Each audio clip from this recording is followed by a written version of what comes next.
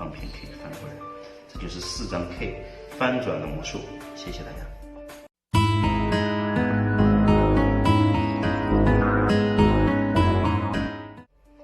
好，你把牌放过来。你说好，接下来的话，我要让4张 K 翻过来。这个时候，你说一般我们翻牌的方式是怎样的？这个时候用牌组里面的做个 break， 要把上面3张牌一起翻过来，现在一起翻过来，是不是这样的？好。